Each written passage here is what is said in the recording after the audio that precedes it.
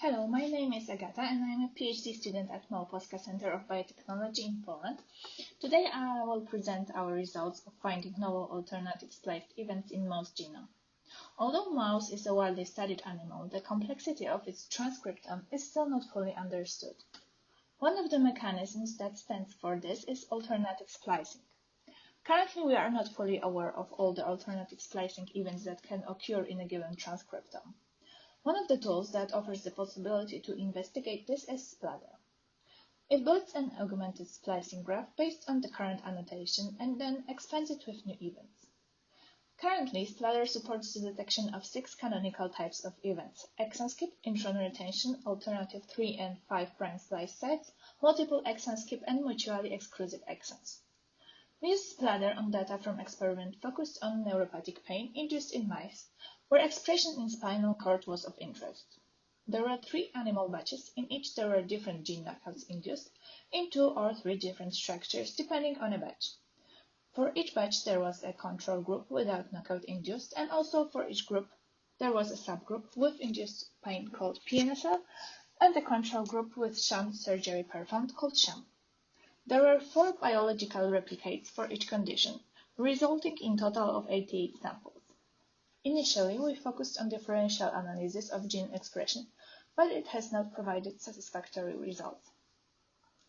Even when focusing just on the comparison of 24 wild-type samples, meaning sham versus PNSL from different batches, the reproducibility between 3 batches was only 8%.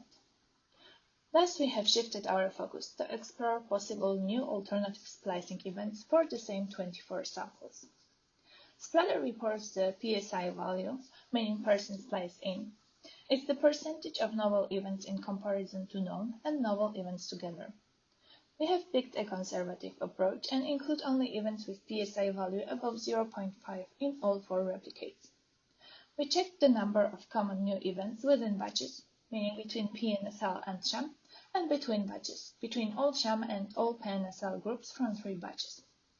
This time, great proportion of detected novel events was common between groups. This can be seen on 3 purples presented on a poster.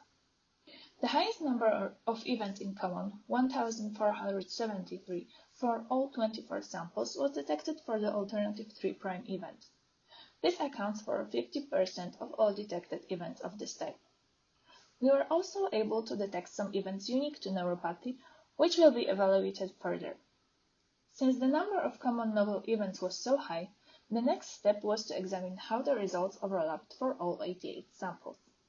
By including also knockout samples, we should be able to identify novel events which are specific for spinal cord, irrespectively of their stress conditions.